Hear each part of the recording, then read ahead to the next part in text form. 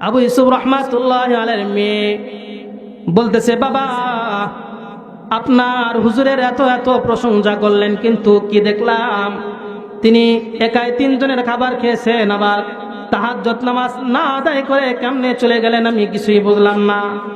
যে পানিটা রাখছিলাম পানি তো ওইভাবেই আছে, কিন্তু আমার মাসালা বুঝে আসতেছে না।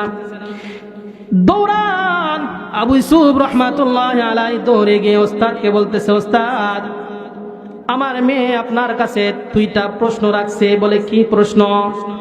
আপনি একাই সবগুলো খাবার খেয়েছেন, একটুকু রাখেন নাই। আর একটা হইল আপনি তাহাজ্জুদ নামাজ না পড়ে চলে যাচ্ছেন কেন, কারণটা কি? ইমামে আজম আবু হানিফা রহমাতুল্লাহ আলাইহি বলতেছে, এই ইমামে আবু ইউসুফ, আমি এই জিনিসটা গোপন রাখতে চাইছিলাম, কিন্তু তোমার মেয়ে আর গোপন রাখতে দিল না। ও আবু ইউসুফ, তোমার যে খাবারটা ছিল এই খাবারটা ছিল 100% হালাল, এর মধ্যে কোনো ভুল ছিল না। আর যে বাবুর্চি রান্না করেছে তোমার মেয়ে, সে হলো 1 নম্বরের পরহেজগার মহিলার হাতের রান্না। আর এই হালাল খাবার যখন আমার সামনে আসছে, আল্লাহ তাআলা এত এত বরকত আর সকিনা নাজিল হয়েছে, আমি বরকতের আশায় সবগুলো খাবার খেয়ে ফেলছি। সুবহানাল্লাহ।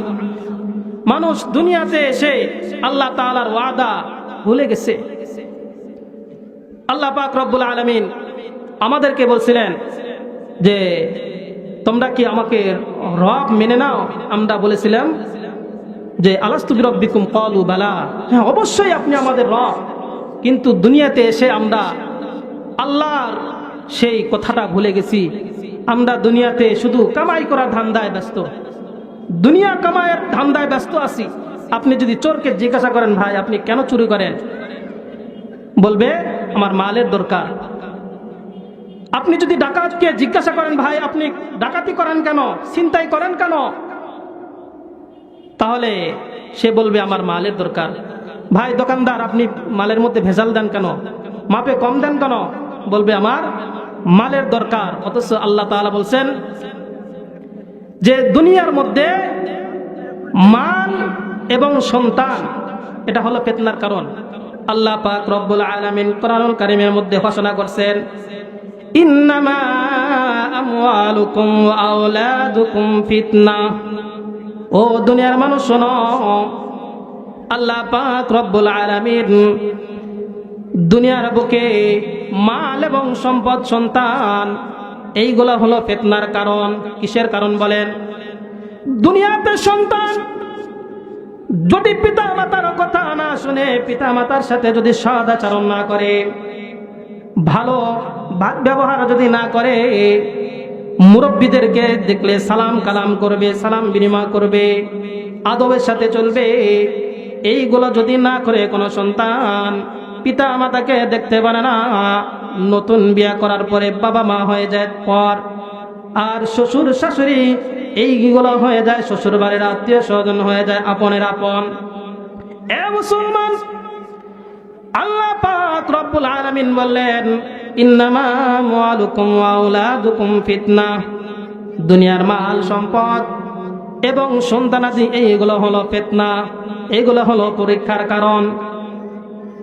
অপর আয়াতের মধ্যে আল্লাহ পাক রব্বুল আলামিন বলেন, আল মালু ওয়াল বানুনা জিনাতুল হায়াতিদ দুনিয়া। এই দুনিয়ার মানুষ শোনো, আল মালু ওয়াল বানুন, মাল এবং সন্তান, জিনাতুল হায়াতিদ দুনিয়া, দুনিয়ার মধ্যে এগুলো হলো সাজসজ্জা, এগুলো হলো জিনত। তাহলে এক আয়াতের মধ্যে আল্লাহ পাক রব্বুল আলামিন বলছেন দুনিয়ার মাল সম্পদ সন্তান হলো পরীক্ষার কারণ, ফিতনা। আরেকটা হলো দুনিয়ার জিনত, দুনিয়ার সৌন্দর্য হলো মাল এবং সন্তান। তাহলে 2টা আয়াতের মধ্যে সাংঘর্ষিক হলো কি হলো না বলেন? 2টা আয়াতের মধ্যে সংঘর্ষ হয়ে গেল। সূরা তাগাবুনের 15 নম্বর আয়াতের মধ্যে আল্লাহ বলছেন যে দুনিয়ার মধ্যে মাল সম্পদ এগুলো হলো ফিতনার কারণ, এগুলো হলো পরীক্ষার কারণ। আর সূরা কাহফের মধ্যে 46 নম্বর আয়াতের মধ্যে আল্লাহ রাব্বুল আলামিন বলছেন যে দুনিয়ার মধ্যে যে সম্পদ আছে, যে সন্তান আছে, আল মাল ওয়াল বানুনা জিনাতুল হায়াতিদ দুনিয়া, দুনিয়ার সৌন্দর্য। তাহলে দুইটা আয়াতের মধ্যে সাংঘর্ষিক হয়ে গেছে। এটার সমাধান কি? এটার সমাধান হলো আল্লাহ পাক রব্বুল আলামিন বৈধ পন্থায় আমরা যে সমস্ত সম্পদ অর্জন করব, হালাল পন্থায় যে সমস্ত সম্পদ আমরা ইনকাম করব, এই সমস্ত সম্পদ হলো দুনিয়ার জিনত এবং আখিরাতের মুক্তির জন্য হয়ে যাবে। এবং সন্তান যদি নেককার সন্তান হয়, সন্তান যদি কি হয়? নেককার হয়, পরহেজগার হয়, আল্লাহর ওলি হয়, তাহলে এই সমস্ত সন্তান আমি মারা গেলে আমার জন্য দোয়া করবে, আয় আল্লাহ রব্বির হামহুমা কামা রব্বায়ানি সগীরা, রব্বির হামহুমা কামা রব্বায়ানি সগীরা। এ মুসলমান ইমানদার আল্লাহর গোলাম, দুনিয়ার মাল সম্পদ যদি অল্প হয়, যদি পন্থাটা ভালো হয়, হালাল পন্থায় হয়, সুদের মধ্যে যায় নাই, ঘুষের মধ্যে যায় নাই, ওই যে মানুষের কাছ থেকে জমি মেরে মেরে নিজের বোনের কাছ থেকে জমি মেরে দিয়ে ভাই বড়লোক হয় নাই, আল কেটে কেটে জমিটাকে সে বড় করে নাই, মালের মধ্যে ভেজাল দিয়ে দিয়ে মাল সে বড় বেশি করে কামাইছে, এরকম করে নাই, ভালোভাবে সুন্দরভাবে ব্যবসা বাণিজ্য করছে। দুনিয়ার বুকে যে সমস্ত মাল অল্প হলেও যদি এটা হালাল পন্থায় হয়, এই অল্প মাল এটা যদি এবার আল্লাহর রাস্তায় খরচ করা হয়, যদি এই সমস্ত মাদ্রাসা মসজিদের মধ্যে খরচ করা হয়, এই সম্পদ হইবে দুনিয়ার মধ্যে জিনত আর আখিরাতের মুক্তির কারণ হয়ে দাঁড়াবে। ঠিক কিনা বলেন? বাদশা হারুন রশিদ আল্লাহর নবী সাল্লাল্লাহু আলাইহি ওয়াসাল্লামের হাদিস শরীফ পড়েছেন, মান বানা লিল্লাহি মাসজিদান বানাল্লাহু লাহু বাইতান ফিল জান্নাহ।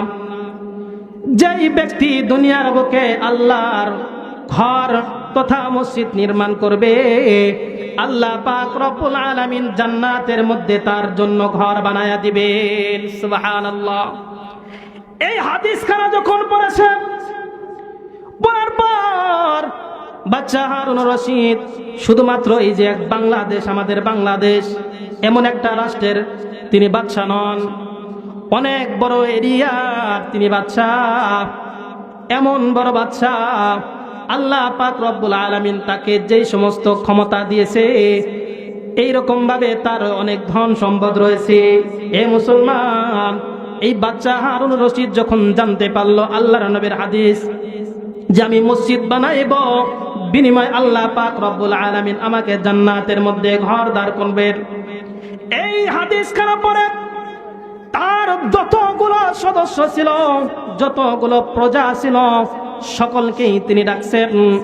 ডাকার পর বলতেছে, ও আমার প্রজারা শোনো, আমি আল্লাহর নবীর হাদিস পেয়েছি, যে ব্যক্তি মসজিদ ঘর বানাইবে তার জন্য আল্লাহ রব্বুল আলামিন জান্নাতের মধ্যে ঘর দান করবে। কাজেই আমি বাদশা হারুন রশিদ আল্লাহর সন্তুষ্টির জন্য আমি একটা ঘর বানাইতে চাই। কি বানাইতে চাই? আল্লাহর ঘর, মসজিদ, নবীর ঘর, মাদ্রাসা। কি সুন্দর! এই যে আপনাদের ভট্টপাড়ায় কি সুন্দর মাদ্রাসা, এই মাদ্রাসা করতে টাকা লাগছে কি লাগছে না বলেন? এই টাকা কে দিবে? সরকার দিবে, ডক্টর ইউনূস দিবে? না না না, আপনার মতো মানুষ, দিন দরদি যারা মানুষ, মুসলমান, তাদের অর্থের সাহায্যে এই মাদ্রাসা মসজিদগুলো চলবে। বলতেছিলাম বাদশা হারুন রশিদের কথা। বাদশা হারুন রশিদ সকলকে ঘোষণা করে দিলেন, ও আমার প্রজারা তোমরা শোনো, আমি বাদশা হারুন রশিদকে আল্লাহ রাব্বুল আলামিন অনেক অর্থ সম্পদ দিয়েছে, টাকা পয়সা দিয়েছে। এই টাকা দিয়ে আমি কি করব? আমি যখন মারা যাব এই সম্পদ কিন্তু পড়ে থাকবে, সন্তানাদিরা কিন্তু এটা খরচ করবে। আজকে আমরা সন্তানের জন্য সুদ খাইতেছি, ঘুষ খাইতেছি, কত খারাপ কাজ করে করে আমরা ইনকাম করতেছি। আপনি আজকের রাতে মারা যান, আপনাকে কিন্তু 2 ঘন্টার জন্য বিছানাতে রাখবে না। যে স্ত্রী এত এত দাবি করেন, ও আমার প্রাণের স্বামী, আমার জন্য একটা শাড়ি কিনে দেন, গহনা কিনে দেন। এত এত আপনার বেতন মাত্র 8,000, 10,000, 15,000 টাকা, কিন্তু আপনার স্ত্রীর চাহিদা হলো 20,000, 25,000, 30,000-এর। আপনি এখন কি করবেন? ওই তো 2 নাম্বারই করে আপনি স্ত্রীর মন জোগাইছেন। ওই স্ত্রীও আপনাকে 2 ঘন্টার জন্য ঘরের মধ্যে রাখবে না। এই যে শীতের দিন এক লাফের তলে আপনি স্বামী স্ত্রী ঘুমাইছেন, যখন স্ত্রী দেখবে আপনার নিঃশ্বাসটা হয়ে গেছে, বলবে আমি লাশ দেখে ভয় পাই, আমি 1 মিনিটের জন্য আর এই লাশের সাথে শুইতে চাই না। এ মুসলমান, বাদশা হারুন রশিদ এবার চিন্তা করতেছে, আল্লাহ পাক রব্বুল আলামিন আমাকে এত এত ধন সম্পদ দিয়েছে, এই ধন সম্পদ আমি কি করব? আল্লাহর নবীর হাদিস পেয়েছি, আমি এখন ঘর, আল্লাহর ঘর, মসজিদ বানাবো, মসজিদ নির্মাণ করব। প্রজাদেরকে বললেন, এ প্রজারা শোনো, তোমরা এই আল্লাহর ঘর বানাতে তোমরা আমাকে কেউ সাহায্য করবে না, শুধুমাত্র কেবলমাত্র আমি আমার নিজের টাকা দিয়ে আল্লাহর ঘর বানাইব। ঘরের কাজ শুরু হয়ে গেছে, রাজমিস্ত্রি চলে আসছে, আস্তে আস্তে আল্লাহর ঘর তৈরি হয়ে গেছে। বাদশা হারুন রশিদ একদিন এশারের পর খাওয়া দাওয়া করে ঘুমায় গেছে। ঘুমের মধ্যে স্বপ্ন দেখতেছেন, বাদশা হারুন রশিদ জান্নাতের মধ্যে ঘোরাফেরা করতেছে। সুবহানাল্লাহ। জান্নাতের মধ্যে ঘোরাফেরা করে, ঘুরতে ঘুরতে সুন্দর একটা বিল্ডিং এর দিকে তার চেহারা যায়, তার নজরটা চলে যায়। নজর যাওয়ার পর, এমনি তো মানুষ সৌন্দর্যের পাগল, ঠিক কিনা বলেন? সুন্দরী নারী গেলে তার দিকে সকলে তাকায় থাকে। সুন্দর কোনো কিছু দেখলে নারীরা সেটা কেনার জন্য পাগল পারা হয়ে যায়, যুবকরাও পাগল হয়ে যায়, কারণ সকলেই তো সুন্দরের পাগল। বাদশা হারুন রশিদ তাকায় আছে, কি সুন্দর বিল্ডিং। বলে, দারোয়ান ভাই, এত সুন্দর বালাখানাটা কার? দারোয়ান বলতেছে, এটা আপনি বাদশা হারুন রশিদ, এটা আপনার ঘর। কি সুন্দর ঘর, ঘরের মধ্যে প্রবেশ করলেন, খুব সুন্দর লাগতেছে। ওই ঘর থেকে হঠাৎ করে একটা দৃষ্টি গেছে আর একদিকে যখন দৃষ্টি দিয়েছে, হঠাৎ করে ওই রকম সুন্দর ঘর আর একটা তিনি দেখতে পান। বলে, হায় রে, এই ঘরটা এত সুন্দর, কোন বাচ্চার ঘর, একটু যাই তো সেখানে যাই। ওই ঘরের কাছে যাওয়ার পর ঘরের বাড়ির যে দারোয়ান ছিল, দারোয়ানকে জিজ্ঞাসা করছে, ভাই রে, এত সুন্দর বালাখানাটা কোন বাচ্চার বালাখানা, একটু বলেন না। দারোয়ান বলতেছে, ও বাদশা হারুন রশিদ, এটা কোনো রাজা কোনো বা রানীর কোনো এটা ঘর নয়, এটা একটা জোগালির জান্নাত। ঘুম ভাঙ্গে গেছে। সকাল বেলায় ওই জোগালির কাছে গেছে। সে তো রাজমিস্ত্রি, অনেকটা জোগালি, দিন মজুর। জোগালির কাছে গিয়ে বলতেছে, রে ভাই, কি এমন আমল করেন, কি এমন কাজ করেন, আপনি তো গরিব মানুষ, কিন্তু আমলটা কি একটু জানবার চাই, আমলটা একটু আমাকে বলে দেন না। বলে, কি আমল শুনবেন? বলতেছে জোগালি ভাই, আমি আজকে রাতে স্বপ্নের মাধ্যমে দেখছি আমি যে আল্লাহ তাআলার জন্য একটা ঘর নির্মাণ করেছি, আল্লাহ রব্বুল আলামিন জান্নাতের মধ্যে আমাকে একটা বালাখানা দান করছে, পাশাপাশি তোমার একটা বালাখানা আমি দেখে আসছি। বলো না তুমি কি কাজ করেছো, কি আমল করেছো, একটু বলো না। বলে, ভাই, ও গো বাদশা, আমি তো গরিব মানুষ, দিন আনি দিন খাই, কি হয় না হয়, আমার মনের অনেক আশা। বলে, কি আশা? বলে, বাদশা, আপনি নবীজির একটা হাদিস আমাকে শোনাইছেন, মান বানা লিল্লাহি মাসজিদান বানাল্লাহু লাহু বাইতান ফিল জান্নাহ। যে ব্যক্তি আল্লাহর সন্তুষ্টির জন্য আল্লাহর ঘর নির্মাণ করবে, মাদ্রাসা মসজিদ যে কায়েম করবে, আল্লাহ রব্বুল আলামিন তার জন্য জান্নাতের মধ্যে ঘর দান করবে। কিন্তু বাচ্চা, আমার তো এত বড় সমর্থ নাই, আমি কিন্তু গরিব মানুষ, আপনি তো আমাকে ভালো করে চেনেন, আমার টাকা নাই, পয়সা নাই, কিন্তু আল্লাহ পাকের কাছে আমি নামাজ পড়ে পড়ে দোয়া করতাম, আয় আল্লাহ,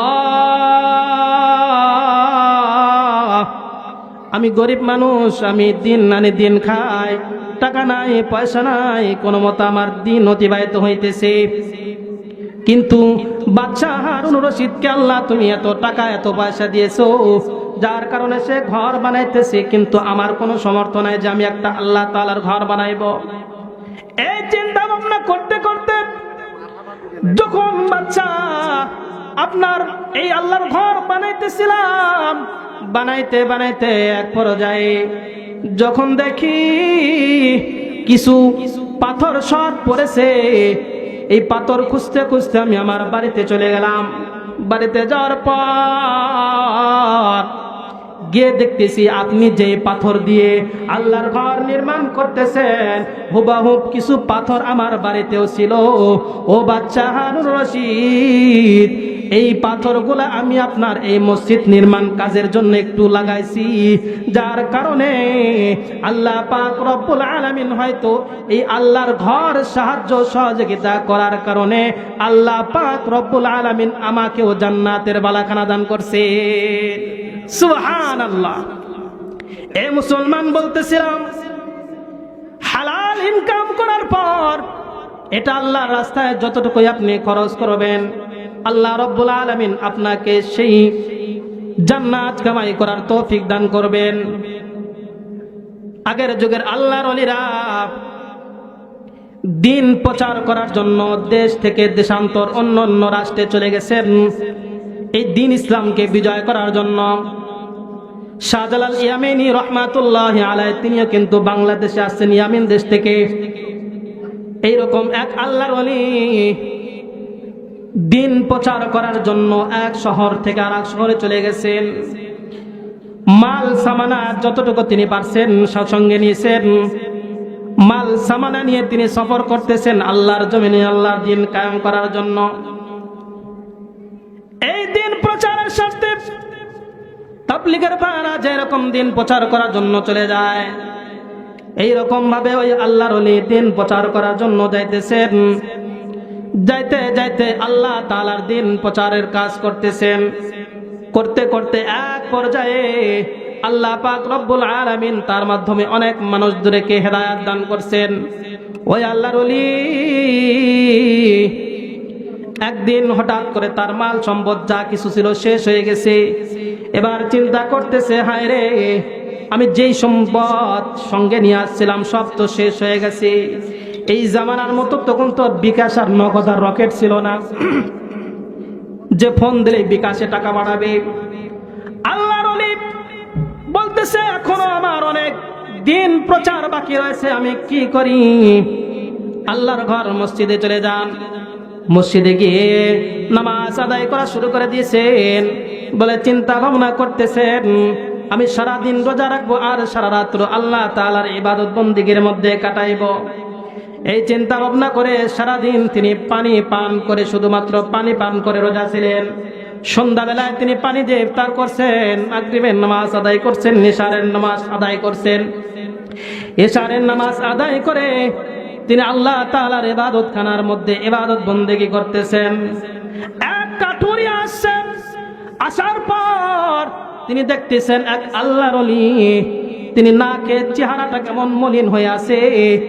বলে, আল্লাহর ওলি, আপনি কি সারাদিন খাইছেন? বলে, না না, আমি তো সারাদিন খাওয়া দাওয়া করতে পারি নাই। বলে, কেন, আপনাকে কেউ খাওয়ায় নাই?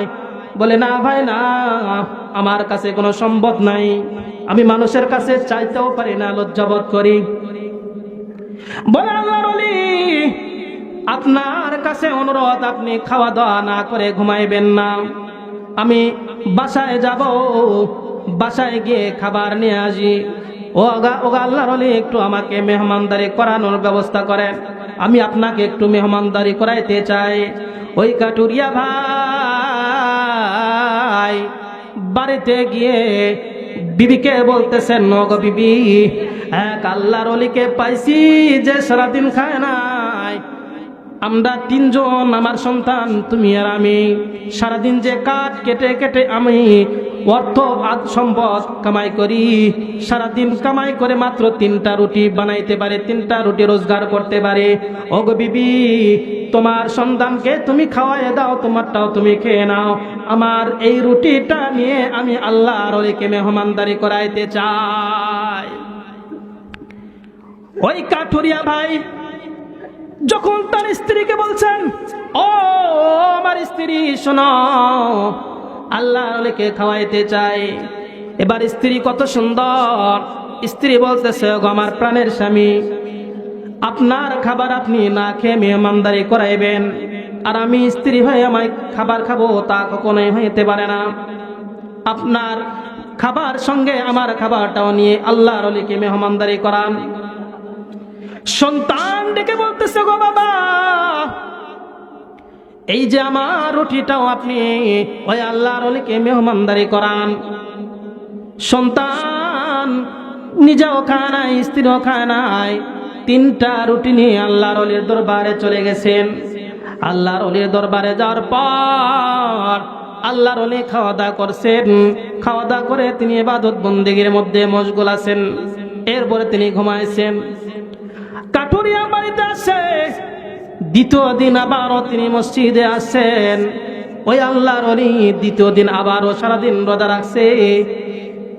রাতের বেলা কাঠুরিয়া আল্লাহর ওলিকে বলতেছে, ওগো আল্লাহর ওলি, আপনি আজকে ওইখানে আছেন? বলে, হ্যাঁ আসি। বলে, কাঠুরিয়া আজকে কি খাবারের ব্যবস্থা হবে? বলে, হ্যাঁ হুজুর, আপনি একটু অপেক্ষা করেন, আমি বাড়ি থেকে খাবার নিয়ে আসি। ওই কাঠুরিয়া ভাই বাড়িতে চলে যায়। যাওয়ার পর একদিন সন্তান খায় নাই। সন্তান খাবার না খেয়ে তিনি কি হয়ে গেছেন? দুর্বল হয়ে গেছে। সন্তানটা দুর্বল হয়ে গেছে। সন্তানের খাবার সন্তানকে খাওয়াইছে। 2টা রুটি নিয়ে, স্ত্রীর রুটি আর তার রুটিটা নিয়ে আল্লাহর ওলির দরবারে চলে আসছে। ওগো আল্লাহর ওলি, আপনি 2টা রুটি খান। খাওয়ার পরে ওই কাঠুরি আবার বাড়িতে গেছে। যাওয়ার পর তৃতীয় দিন আবার আসছে। আসার পরে 1টা রুটি নিয়ে আসছে। কয়টা বলেন? 1টা রুটি নিয়ে চলে আসছে। ওই আল্লাহর ওলিকে বলতেছে, ওগো আল্লাহর ওলি, আজকে 1টা মাত্র রুটি আপনার জন্য আনছি, আর রুটি আনতে পারি নাই। আজকে রুটি খেয়ে আপনি আল্লাহর দোহাই দিয়ে বলতেছি, আপনি আগামীকাল আর এখানে থাকবেন না, আপনি চলে যাবেন। আল্লাহর ওলি বলতেছে, রে ভাই, না না না, আমি যাইতে পারবো না, আমি এখানেই থাকবো। বলে, না, আপনার এখানে থাকা যাবে না। বলে, কেন রে? ও কাঠুরিয়া ভাই, আপনি কেন আমাকে যাইতে বলেন? এবার কাঠুরিয়া বলতেছে, ওগো আল্লাহর ওলি, আজকে 1টা মাত্র রুটি নিয়ে আসছি। আমার পেটের দিকে একটু তাকায়া দেখেন, হাত দিয়ে দেখেন, আমার পেটটা আমি বেঁধে রাখছি। বলে, কেন? বলে, আল্লাহর ওলি, প্রথম দিন যখন আপনি না খেয়েছিলেন, আমাদের পরিবারের 3জন সদস্য, 3 জনের রুটিটাই আমি নিয়ে আসছি। দ্বিতীয় দিন সন্তান না খাওয়ার কারণে সন্তানের রুটিটা সন্তানকে দিয়েছি। তৃতীয় দিন আমার স্ত্রী 2 দিন ধরে না খাওয়া, যার কারণে স্ত্রীকে খাওয়াইছি। এই 3 নম্বরের দিনে শুধুমাত্র কেবলমাত্র আমি না খেয়ে আপনাকে খাওয়াইতেছি। ওগো আল্লাহর ওলি, আগামীকাল যদি আপনি থাকেন, তাহলে আগামীকালও আপনাকে মেহমানদারি করাইতে হবে। আর আগামীকাল যদি আপনাকে মেহমানদারি করায়, তাহলে আমি কাঠুরিয়া আর কাটতে পারবো না, আমি অসুস্থ হয়ে পড়ব। যার কারণে আল্লাহর দোহাই দিয়ে বলতেছি, আপনি আগামীকাল এখান থেকে চলে যাবে। এবার আল্লাহর ওলি বলতেছে, ও কাঠুরিয়া ভাই, আমি এই জন্য যাই না, প্রথম দিন আপনার যে 3টা রুটি দিয়েছিলেন, আপনার হালাল কামাইয়ের মধ্যে, ইনকামের মধ্যে এত বরকত, এত বরকত, আল্লাহ তাআলা এই বরকতি খাবার খেয়ে আজকে ওই প্রথম রাতে আমি 3বার রহমাতাল লিল আলামিন নবীজিকে স্বপ্নের মাধ্যমে দেখেছি। সুবহানাল্লাহ। ও কাটুরিয়া ভাই, দ্বিতীয় দিন আপনি 2টা রুটি দিয়েছেন, আপনার নিজ হাতের যে কামাই, এই কামাইয়ের মধ্যে কোনো ভেজাল নাই, কোনো দুই নাম্বারই নাই, এর মধ্যে কোনো হারামের সম্পর্ক নাই। হালাল খাবার খাওয়ার কারণে দ্বিতীয় দিন আল্লাহর রাসূল আমার সাথে 2 বার সাক্ষাৎ করেছে। আজকে তুমি একটা রুটি নিয়ে আসছো, একটা রুটি যদি খাই হয়তো বা একবারই আল্লাহর রাসূল আমার সাথে দেখা সাক্ষাৎ করবেন। এই জন্য আমি আশায় আছি আগামীকালও যদি সামান্য রুটিও হয়, তোমার এই হালাল রুজি খেয়ে যাতে আমি আজকের রজনীতেও আল্লাহ তাআলার নবীর সাথে দেখা সাক্ষাৎ করতে পারি। তাহলে হালাল কামাই যদি হয়ে থাকে, হালাল খাবার যদি হয়ে থাকে, অল্প খাবারের মধ্যেও বরকত দেন কে? আল্লাহ পাক রব্বুল আলামিন অল্প খাবারের মধ্যে কি দেন? বরকত দান করেন। আর যদি হারাম খাবার হয়ে থাকে, হারাম ভাবে উপার্জিত যদি খাবার হয়ে থাকে, তাহলে এই খাবার আমাকে জান্নাত পর্যন্ত নিয়ে যেতে পারবে না। আল্লাহর রাসূল বলেন যে সামান্য এক ফোঁটা যদি কারো হারাম খাদ্য দিয়ে তাদের শরীরটা গঠিত হয়, তাহলে এই শরীর কোথায় যাবে না? জান্নাতে যাবে না। তাহলে জান্নাতে যাওয়ার জন্য আমাদেরকে আমাদের ঈমান থাকতে হবে, এরপরে নেক আমলের মধ্যে হালাল ইনকাম, হালাল ভাবে কামাই করতে হবে, হালাল ভাবে চলতে হবে। আমাদের কামাইটা যদি হালাল না হয়, আমাদের পুরা বডিটা, আমাদের পুরা শরীরটা কি হবে? হারামের সাথে জর্জরিত হয়ে যাবে। আর হারাম শরীর কখনো জান্নাতে যেতে পারবে না, জান্নাতে যাওয়ার জন্য প্রতিবন্ধক হয়ে যাবে, বাধা হয়ে যাবে। আগেকার যুগের দেখছি যে আল্লাহর ওলিরা, তারা মানুষের যে কোনো বিপদ, তারা পানি পড়া নিয়ে আসছে যে হুজুর একটু পরে ফু দেন, ফু দিছে তো কাজ হয়ে গেছে। এখনকার আমাদের কাছে আসলে আর কাজ হয় না। কেন হয় না? আমরা ভেজাল খাইতে খাইতে কে কি দাওয়াত দিচ্ছে, যে দাওয়াত দিচ্ছে তার বাড়িতে যাচ্ছি, না গেলেও মন খারাপ যে হুজুর আমার বাড়ি আসলো না। হুজুর বেশি অহংকারী হয়ে গেছে। এই জন্য আমাদেরও উপায় নাই, না যেয়ে আমাদেরও কি নাই, উপায় নাই। কে কি খাবার খাচ্ছে, হালাল খাচ্ছে না হারাম খাচ্ছে, এই দিকে আমাদের লক্ষ্য নাই। এই জন্য মুসলমান, আল্লাহ রাসূল বলেন কাসবুল হালালি ফারিজাতুন বাদাল ফারিজা, যে হালাল ভাবে ইনকাম করা এটা নামাজ, রোজা, হজ, যাকাত যে ফরজ, এই ফরজের পরে দ্বিতীয় ধাপের ফরজ হলো কি? হালাল ভাবে ইনকাম করা। হালাল ভাবে ইনকাম করে যদি আমি সেই খাবারটা গ্রহণ করি, তাহলে আল্লাহ তাআলা এই খাবারের মধ্যে বরকত দিবে, সাকিনা নাজিল করবে, এবং এর মাধ্যমে আমরা জান্নাত পর্যন্ত যেতে পারবো। মুসলমান ভাইরা আমার,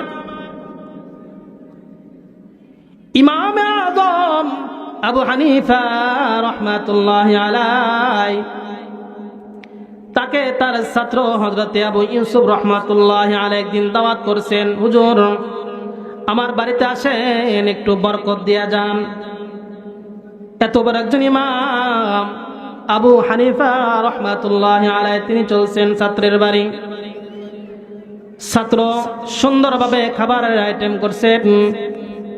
আবু ইউসুফ রাহমাতুল্লাহি আলাইহিকে বলতেছেন, ও আবু ইউসুফ, আমি তোমার বাড়ি যাব, কিন্তু সকাল সকাল আমি চলে আসব। বলে হুজুর কোনো সমস্যা নাই। ইমাম আযম আবু হানিফা রাহমাতুল্লাহি আলাইহি দাওয়াতে গেছেন। যাওয়ার পর আবু ইউসুফ রাহমাতুল্লাহি আলাইহি তার মেয়েকে আগে বলে রাখছে, এ মেয়ে শোনো, আমার বাড়িতে এমন একজন মানুষ আসবে, যে মানুষটা হইল বর্তমান জামানার ইমাম, অনেক বড় আল্লাহর ওলি, তিনি তাহাজ্জুদ নামাজ আদায় করবেন। কাজেই তুমি তার ওযুর জন্য যাতে কোনো কষ্ট না হয়, পানির ব্যবস্থা রাখবে। ইমাম আযম আবু হানিফা রাহমাতুল্লাহি আলাইহি যখন বাড়িতে গেছেন, আবু ইউসুফের বাড়িতে যাওয়ার পর তার মেয়ে খাবারের ব্যবস্থা করছে। একজন, দুইজন না, তিনজন, চারজনের মতো খাবারের ব্যবস্থা করছে। খাবারের ব্যবস্থা করে যখন তার সামনে দিয়েছে, বলে হুজুর আপনি খান, এই বলে তার মেয়ে চলে গেছে। ইমাম আযম আবু হানিফা রাহমাতুল্লাহি আলাইহি এক মানুষ তিনি একাই 3 জনের খাবার খেয়ে ফেলছেন। খাবার খাওয়ার পর সকালবেলা ওই পানি দিয়ে ওযু না করে সকালবেলা ফজরের নামাজ আদায় করে চলে গেছে। কারণ শর্ত দিয়েছিল আমি মক্তবে পড়াবো, যার কারণে আমি আর থাকতে পারবো না। ইমাম আবু ইউসুফ রাহমাতুল্লাহি আলাইহির মেয়ে বলতেছে, ও বাবা, আপনি আপনার ওস্তাদের কত কত গুণগান গাইলেন, তাহাজ্জুদ নামাজ পড়ে অমুক তমুক, কিন্তু কি দেখলাম মুমিনরা তো এক পাত্রে খাবার খায়, খাবার খাওয়ার পর তার পেটটাকে একটু খালি রাখে ইবাদত করার জন্য। কি করার জন্য বলেন? ইবাদত করার জন্য।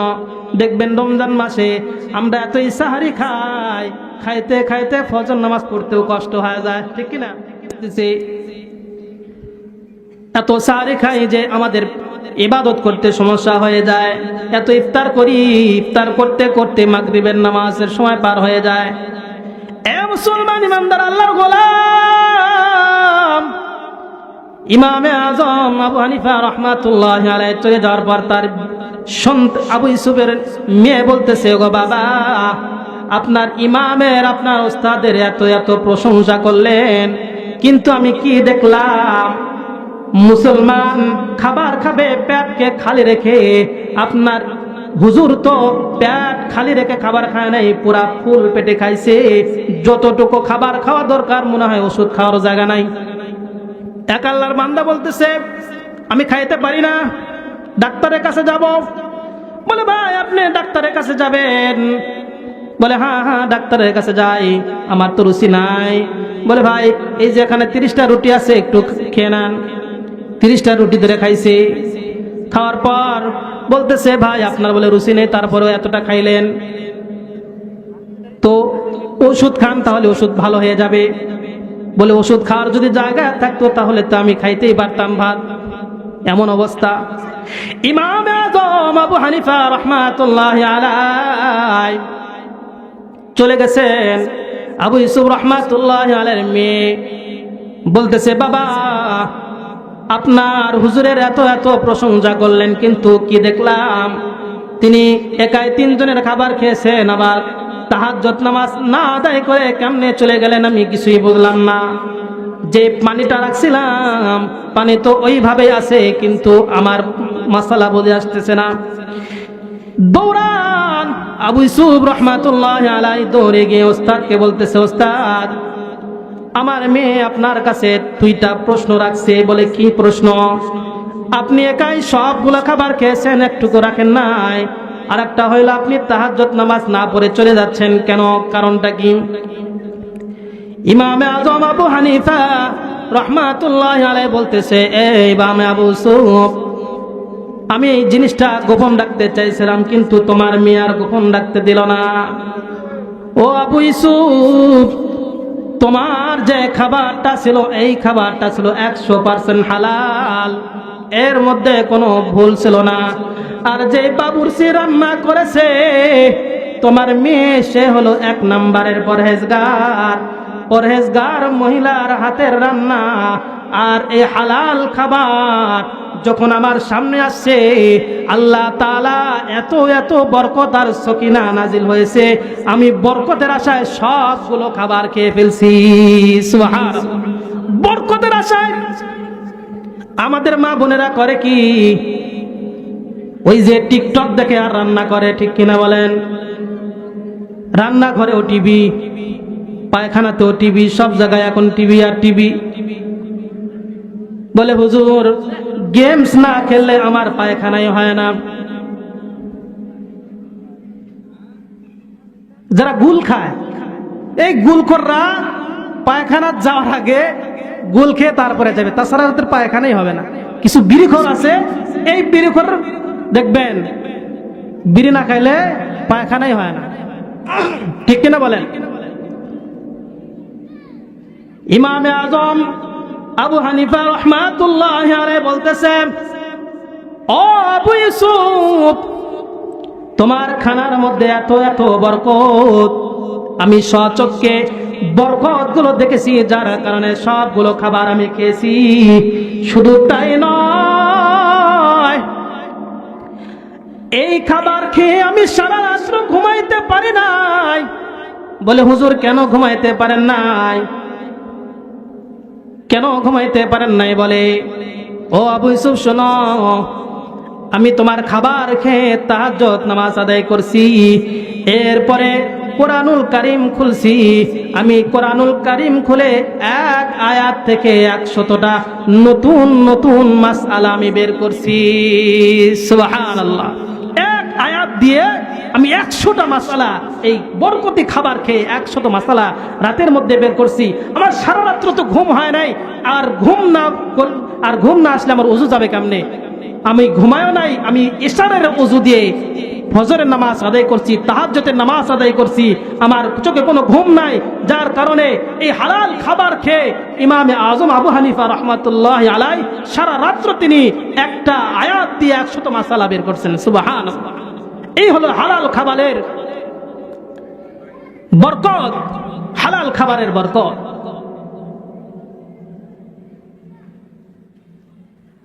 আহমদ লাহোরী রাহমাতুল্লাহি আলাইহি নামে একজন আল্লাহর ওলি ছিলেন।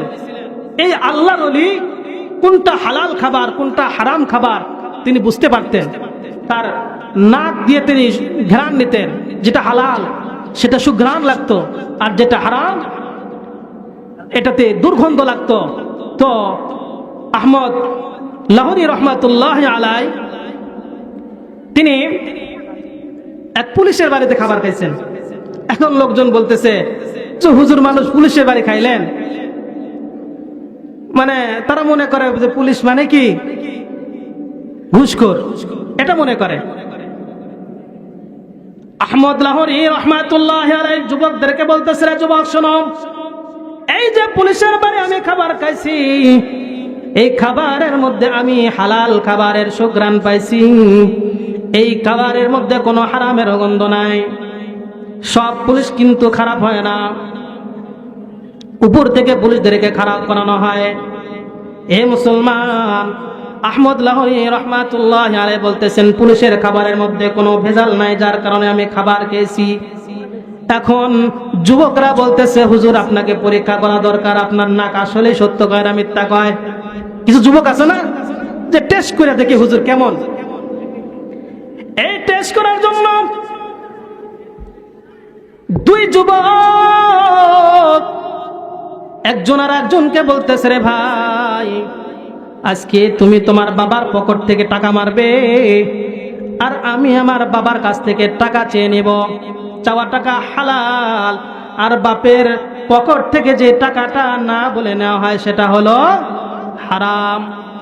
এই হালাল এবং হারাম দুই টাকা দিয়ে আমরা এবার ফল ফ্রুট কিনবো।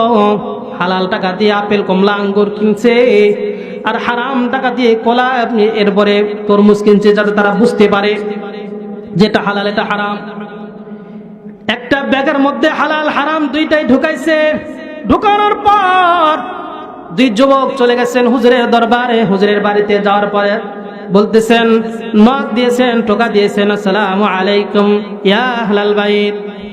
হুজুর ঘর থেকে বের হয়েছেন, ওয়ালাইকুম আসসালাম। বাবারা কি হয়েছে বলো? বলে আপনার সোহবতে আসলাম, আপনার জন্য হাদিয়া নিয়ে আসছি। এবার হুজুর বলে, তোমরা হাদিয়া নিয়ে আসছো নাকি আমাকে পরীক্ষা করার জন্য আসছো? তোমরা হাদিয়া দিবেন, আমাকে পরীক্ষা করবে? বলে হুজুর কি বলেন, এটা একটু কথা বলেন, আপনাকে পরীক্ষা করে আমার লাভ আছে কোন? বলে বাবা, তোমরা যে মাকসাদে আসছো আমি বুঝতে পারছি, আমার বোঝার কোনো বাকি নাই। দুইজনকে ঘরের মধ্যে আটক করছে, করার পরে ব্যাগের মধ্যে যে ফল ফ্রুট ছিল, বলে এই ব্যাগের মধ্যে যে সমস্ত মাল আছে, এই মালের মধ্যে দুই ধরনের গন্ধ পাইতেছি। তোমরা এখানে থাকো, তোমাদের সামনে আমি হালাল কোনটা হারাম কোনটা আমি নির্ণয় করতে পারবো, তোমাদেরকে দেখায় দিব। এবার আহমদ লাহোরী রাহমাতুল্লাহি আলাইহি হালাল হারাম দুটোটা পার্থক্য করছেন, পৃথক করছেন। করার পর যুবকদের সামনে পেশ করছেন, এ যুবক, এই যে তোমরা যে খাবার টানছো, এইগুলো হলো হালাল আর এইগুলো হলো হারাম। বলে হুজুর হ্যাঁ, আমরা আজকে বুঝতে পারছি আপনার নাক আসলেই কোনটা হালাল কোনটা হারাম এটা বুঝতে পারে, আমাদের বোঝার আর বাকি নাই, আপনার প্রতি আমাদের আর কোনো সন্দেহ নাই। ইমাম ওই আল্লাহর ওলি আহমদ লাহোরী রাহমাতুল্লাহ আলাইহি যুবকদেরকে বলতেছে, রে যুবক, তোমরা আল্লাহর ওলিদের সাথে তোমরা বেয়াদবি করো না, ফাতরামি করো না। যদি আল্লাহর ওলিদের সাথে ফাতরামি করো, বেয়াদবি করো, বেয়াদবির শেষ পরিণাম তোমরা ঈমান হারা হয়ে ইন্তেকাল করবে। কাজেই কোনো আল্লাহর ওলির সাথে এরকম খারাপ আচরণ করবে না, তারা ভালো হয়ে যায়। এই জন্য বলতেছি যে হালাল খাবারের মধ্যে আল্লাহ রাব্বুল আলামিন কি দিয়েছেন? বরকত দিয়েছেন। আর হারাম খাবারের মধ্যে কি আছে? এটা পচা দুর্গন্ধ, যদিও দেখতে কি সুন্দর ফল ফ্রুট, এরপরে আপনি হারাম টাকা দিয়ে বিরিয়ানি কিনছেন, কি সুঘ্রাণ। আসলে এই সুঘ্রাণগুলো আপনি খাচ্ছেন না, বরং আপনি জাহান্নামের বস্তুগুলো খাচ্ছেন। এই জন্য জাহান্নামের বস্তু খেয়ে যদি আপনার শরীরটা গঠিত হয়, গঠন হয়, তাহলে এই শরীর কখনোই ভালো কথা শুনবেও না, ভালো পথে চলবেই না। আজকে নাচ গান হইলে সেখানে মানুষের অভাব নাই, টাকা দিয়ে নর্তকী ভাড়া করে, হাজার হাজার হাজার হাজার টাকা দিয়ে তারা নায়িকা গায়িকা নিয়ে এসে গান বাদ্য করবে, ডিজে পার্টি করবে, আনন্দ ফুর্তি করবে। অথচ ওয়াজ মাহফিল হইলে এখানে মানুষই নাই। আলহামদুলিল্লাহ, আপনাদের এখানে অনেক ভালো, অনেক মানুষ আসছেন, কোরআন হাদিসের কথা শুনতেছেন। বোঝা যাচ্ছে যে হালাল খাবার আমাদের মধ্যে আছে। কারণ হারাম শরীর এটা ভালো কিছু গ্রহণ করবে না। এই পাত্রটা পানি রাখার জন্য এই পাত্রকে আগে পরিষ্কার পরিচ্ছন্ন করতে হয়, ঠিক কিনা বলেন? পাত্রটা যদি দুর্গন্ধযুক্ত হয়, এখানে আপনি যতই সুঘ্রাণ, মধু, এরপরে ঘি, আরো ভালো কিছু দুধ যদি এর মধ্যে দেন, যদি পাত্রটা খারাপ হয়, তাহলে ওই ঘি, মধু, আরো কিছু যা কিছু রাখেন না কেন, সেগুলো কি হয়ে যাবে? খারাপ হয়ে যাবে, ভালো থাকবে না। এই জন্য আমাদের পাত্রটাকে, আমাদের কলবটাকে, আমাদের অন্তরটাকে, আমাদের শরীরটাকে, আমাদের পুরো বডিটাকে হারাম থেকে আগে বাঁচাতে হবে। যদি হারাম থেকে আমরা বাঁচতে পারি, যদি আমাদের কামাইটা, ইনকামটা যদি হালাল ভাবে হয়, আমাদের শরীরটা যদি ভালো থাকে, তাহলে আমাদের ইবাদত বন্দেগী করতেও কি লাগবে? মজা লাগবে, ভালো লাগবে, দ্বীনের কথা শুনতেও ভালো লাগবে। এবং নামাজ কালাম, হজ, যাকাত যা কিছু বলেন, সামনে রমজান আসতেছে, অনেক সময় দেখা যায় যে ইফতারি করাবে সে লোক খুঁজে পাওয়া যায় না, ইফতারি করানোর লোক পাওয়া যায় না। অথচ খারাপ কাজের জন্য আমরা টাকা দিতে দ্বিধাবোধ করি না। আমাদের যে সম্পদ আছে, এই সম্পদ 3 ভাগে বিভক্ত। কয় ভাগে? 3 ভাগে বিভক্ত। 2টা সম্পদ এটা আমার, তৃতীয়টা আমার না। আমি যা খাইলাম, আমি যা পড়লাম এবং দান করলাম, এই সম্পদগুলো কি আমার। যা খাবো, যা খাইলাম, এটা আমারই হলো। যা পড়লাম, অনেক বড় লোক দেখবেন যে পুরাতন কাপড় পরতে পরতে পাঞ্জাবিগুলো পিছনে স্প্রিং হয়ে গেছে, তা নতুন কেনার বা ইস্ত্রি করার লন্ড্রি করার সময় তার হয় না। কারণ এ হলো কি? কিপটা, বখিল। আর বখালত জাহান্নামের দিকে ধাবিত করে। কারণ যে জাহান্নামে এখনো সে দাপতেছে, সে কি করছে? বখালতি করছে। বখালতি করার কারণে আল্লাহ তাকে কি করছে? তার কাছে যাকাত চাওয়া হয়েছিল, সে যাকাত দেয় নাই, তো তার মাল সম্পদ সহ সে ডুবতেই আছে। এই জন্য বখালত এটা জাহান্নামের কারণ। বখিলতা করা যাবে না। যেখানে টাকার প্রয়োজন, যেখানে খরচ করার প্রয়োজন, সেখানে খরচ করতে হবে। যদি এই যে মাদ্রাসা, যদি আমরা মাদ্রাসার জন্য কিছু করে যেতে পারি, তাহলে এটাই আমাদের কাজে আসবে। আর যদি আমরা নিজেরাই শুধু খাইলাম, নিজের সন্তানদেরকে খাওয়াইলাম, এরপরে সন্তানের জন্য যা কিছু রেখে যাব, সন্তান এটা আমাদের জন্য কিছু করতেও পারে, নাও করতে পারে। এই সম্পদ আমার কাজে আসবে কি আসবে না, এটা আমাদের জানা নাই। তাই যে সম্পদ আমি ব্যবহার করব, খাবো, পড়ব এবং যেটা আমি মাদ্রাসা মসজিদের জন্য দান করব, এটাই আমার চক্ষু বন্ধ হয়ে যাওয়ার পরে যে সমস্ত সম্পদ থাকবে, এই সম্পদ কি হয়ে যাবে? ভাগ বটরা হয়ে যাবে। সন্তানরা এটা আমার ইন্তেকালের পরে আমার জন্য দান করবে কি করবে না, আমার জন্য মসজিদ মাদ্রাসায় দান করবে কি করবে না, এটা আমাদের জানা নাই। এটা কাজে আসবে কি আসবে না, এটা আমাদের কি নাই, জানা নাই। কাজেই আমি দুনিয়াতে বেঁচে থাকতে যেই দানটা করব, যেটা ব্যবহার করব, এই সম্পদটাই আমার। কাজেই আসেন, এই যে আপনাদের মাদ্রাসা ভট্টপাড়া নুরানি হাফিজ মাদ্রাসা, এই মাদ্রাসাতে দান করার দরকার আছে কি নাই বলেন? অবশ্যই আছে। এটা তো কোনো সরকারি প্রতিষ্ঠান না, এটা বেসরকারি প্রতিষ্ঠান। এই বেসরকারি প্রতিষ্ঠানে আপনার দানের সাহায্যেই এই মাদ্রাসাগুলো চলে। এজন্য এই মাদ্রাসাগুলোতে আপনারা দান করবেন। এই মাদ্রাসাগুলোতে কোরআন ও হাদিসের ইলমে দ্বীন শিক্ষা দেওয়া হবে। দুনিয়ার বুকে শ্রেষ্ঠ মানুষ হলো নবী। নবীগণের পরে নবীদের যারা ওয়ারিস হবে, ওয়ারাসাতুল আম্বিয়া, এরা হলো সর্বশ্রেষ্ঠ মানুষ। এরা হলো কি? সর্বশ্রেষ্ঠ মানুষ, যারা কোরআনুল কারীম তেলাওয়াত করবে, কোরআনুল কারীম পড়বে এবং পড়াবে। এরা হলো পৃথিবীর বুকে সবচেয়ে শ্রেষ্ঠ ব্যক্তি। এজন্য শ্রেষ্ঠ ব্যক্তিদের জন্য আমাদের খরচ করার দরকার আছে না নাই বলেন? অবশ্যই আছে, অবশ্যই আমাদের দরকার। আমরা যাতে মাদ্রাসা মসজিদগুলোকে আবাদ করতে পারি, মাদ্রাসা মসজিদটাতে আমাদের টাকায়, ওই যে বাচ্চা হারুনুর রশিদের যে জোগালদার ছিল, জোগালি ছিল, সে যে এরকম ভাবে মসজিদের জন্য সামান্য কিছু দান করে সে জান্নাত অর্জন করতে পারছে, আমরাও যদি আল্লাহর রাস্তায় এইরকম ভাবে ব্যয় করতে পারি, তাহলে আল্লাহ রাব্বুল আলামিন আমাদের জন্য কি করবেন? জান্নাতের মধ্যে ঘর বানাইবেন, জান্নাতের মধ্যে আমাদের জন্য বালাখানা তৈরি করবেন। এই জন্য মুসলমান, আল্লাহর রাস্তায় যদি আমরা ব্যয় করি, এই দানটাই আমাদের জন্য থেকে যাবে, আখিরাতে এর পাওনা আমি পেয়ে যাব। আর যদি আমরা এখানে আল্লাহর রাস্তায় যদি দান না করি, আল্লাহর রাস্তায় যদি খরচ না করি, তাহলে এই সম্পদ আমার জন্য, আপনার জন্য অভিশাপ হবে। কিয়ামতের ময়দানে বিশাল বড় বড় সাপ এসে সবল মারবে, বলবে এটা আমি তোমার সম্পদ, যে সম্পদ তুমি দুনিয়ার মধ্যে রেখে গিয়েছিলে, তোমার উপরে যাকাত ফরজ হয়েছিল, তুমি যাকাত দাও নাই, আল্লাহর রাস্তায় খরচ করো নাই, যার কারণে আমি সম্পদ তোমাকে সবল মারতেছি। এই জন্য বলতেছিলাম যে দুনিয়ার মাল, সম্পদ, সন্তান, এইগুলো হলো দুনিয়ার সৌন্দর্য। আল্লাহ অন্য আয়াতের মধ্যে কি বলছেন? যে দুনিয়ার মাল সম্পদ এটা কি? পরীক্ষার কারণ। মুসলমান ইমানদার আল্লাহর গোলাম, দুনিয়ার মাল সম্পদ যেইগুলো আমরা আল্লাহর রাস্তায় ব্যয় করব, যে সন্তানগুলো নেককার সন্তান হবে, নেককার সন্তান যদি আমি রেখে যেতে চাই, তাহলে আমার বিবি হওয়া লাগবে এক নম্বরে নেককার।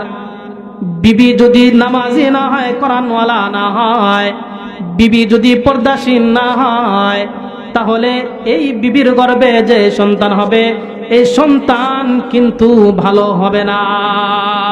ভালো হওয়ার জন্য স্ত্রীকে ভালো হইতে হবে। এক আল্লাহর বান্দা আল্লাহর ওলির সোহবতে গিয়ে ঈমান এনেছে, ইসলামকে মানার চেষ্টা করতেছে, বিবিকে পর্দায় রাখছে, বিবির জন্য দূর দূরান্ত থেকে খাবারের ব্যবস্থা করে। আগেকার যুগের পানির সেরকম ব্যবস্থা ছিল না। বিবির গোসলের জন্য, খাবারের জন্য বাহির থেকে পানি আনার ব্যবস্থা করা লাগতো। ওই আল্লাহর বান্দা বিবির জন্য বাহিরের থেকে পানি নিয়ে আসে, বিবির জন্য বাহির থেকে খাবারের ব্যবস্থা করে। এক পর্যায়ে এই বিবিকে পর্দা রাখার কারণে তার সন্তান, সুন্দর সন্তান হয়। সন্তানটা আস্তে আস্তে বড় হয়। কিছুদিন যাওয়ার পর এইরকম বিবির জন্য পানি আনার কারণে বিভিন্ন মানুষ বিভিন্ন কথা কয়, বলে ভাই আপনি তো বইয়ের গোলাম হয়ে গেছেন, বিবির গোলাম হয়ে গেছেন, বিবির জন্য দূর দূরান্ত থেকে পানি আনতেছেন, আপনি কেমন পুরুষ? এক পর্যায়ে তার এই কথাটা আঘাত লাগার কারণে বিবিকে আর পর্দার মধ্যে রাখে না। বিবিকে বলে, তোমার খেদমত করতে পারবো না, তোমার কাজ আমি করে দিতে পারবো না, তুমি পারলে যাও পানি নিয়ে আসো। এক পর্যায়ে মানুষের কথা শুনে সে বিবিকে বেপর্দায় পাঠায় দেয়। বেপর্দায় পাঠানোর পর এই সময়ের একটা সন্তান তাদের জন্মগ্রহণ করে। পর্দার সময়কার একটা সন্তান, বেপর্দার সময়কার একটা সন্তান, দুই সন্তান আস্তে আস্তে বড় হয়। বড় হওয়ার পর দুইজনে স্কুলের মধ্যে পড়াশোনা করে। একদিন স্ত্রী স্বামীকে বলতেছে, ও আমার প্রাণের স্বামী, আপনি আগে আমাকে পর্দার মধ্যে রাখতেন, এখন আর পর্দার মধ্যে রাখেন না। দেখবেন দুইটা সন্তান দুই রকম হয়। আমি আপনাকে নগদ একটা প্রমাণ দিতে চাই। বলে, কিভাবে? বলে, আপনি পলায় থাকবেন, এক জায়গায় পানিয়ে থাকবেন, আড়ালের মধ্যে থাকবেন, পর্দার মধ্যে থাকবেন, আমি ল্যাপ মুড়ি দিয়ে অসুস্থতার ভান করব।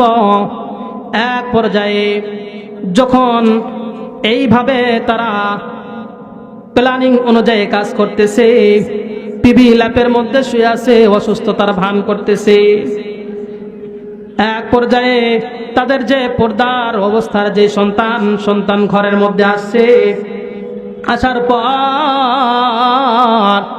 সালাম দিয়েছে। বলে, মা তোমার কি হয়েছে? বলে, সন্তান, তোমার বাবা আমাকে মারছে, মারার কারণে আমি অসুস্থ হয়ে গেছি। হে মুসলমান, আমি অসুস্থ হয়ে গেছি।